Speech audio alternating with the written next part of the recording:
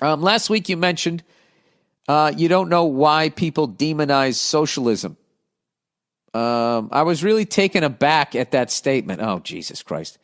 Every country that has tried socialism has failed, and it's responsible for tens of millions of deaths. All right, so would you say capitalism is working?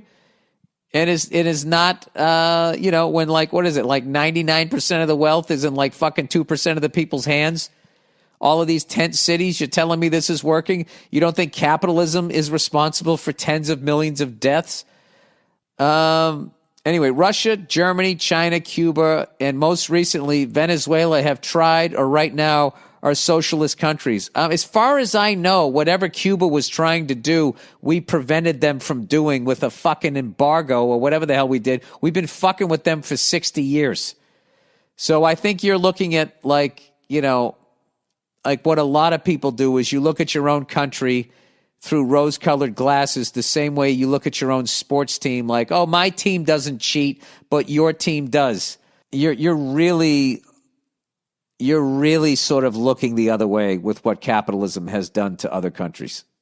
All the sweatshop labor, all the wars we've fought in over air quote freedom, where most of it is about, natural resources, all of these fucking countries where we've gone in and, stuck in heads of the government that are going to do what we want to do so we can fucking take advantage of them.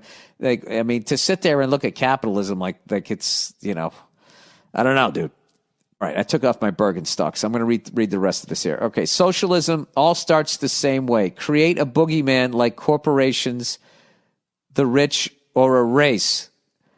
Oh, yeah, we've never done that in this country. We've never created a boogeyman.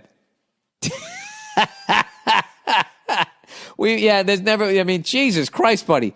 Blame them for all your problems. Yeah, we never did that. The leaders then promised to fix all the problems.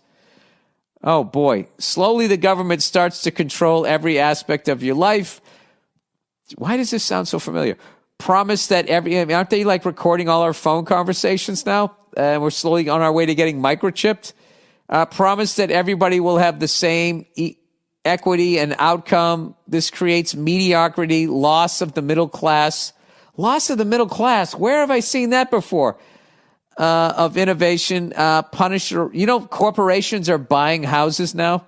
They're just buying them up so they can fucking Airbnb. Literally the American dream, buying a house. They're going to take that away in this country.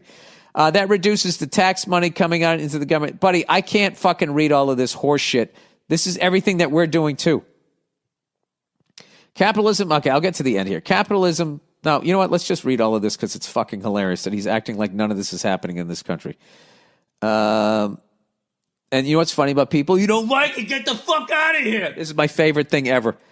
Yet you can look at your sports team and be like, what the fuck is this coach doing? And then nobody goes like, you don't go fucking root for somebody else. No, I'm criticizing it because I love it and I want it to win. Punish the rich, which eventually leads to them leaving the country. Oh, yeah, that hasn't happened. The rich haven't, their money leaves the country and then comes back in the form of an interest-free loan that is then forgiven. Jesus, buddy, come on. The richest people usually employ the most of the population. Oh, boy. Disarm the citizens so that they cannot revolt. Control the media, like promoting the government. Control the media. There's two guys that own the media, Ted Turner and fucking that other guy there, the guy from Fox News.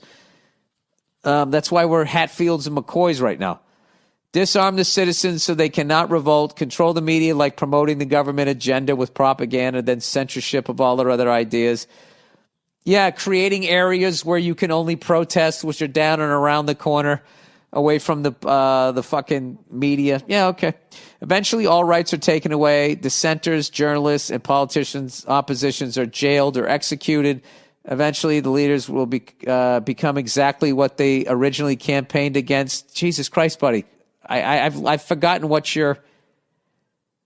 He goes, there's much more to it on an economic level, but as a fellow moron, it's too complicated for me to understand. All right. I am also a fellow moron, but dude, all of that shit has happened. If you look at all the rights and everything that you have lost in the last fucking 20 years, I I don't even know. I don't even begin in creating a boogeyman and racism, genocide, all of that shit. We've done all of that. We've done all of that.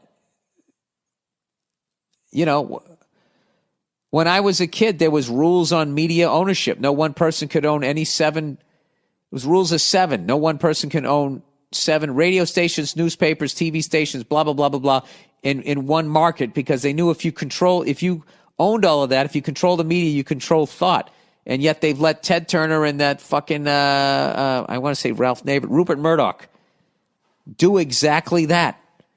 And present CNN and Fox News have the fucking balls to present the people that are on TV as journalists and then also acting as though you're watching news. You're not. You're watching propaganda.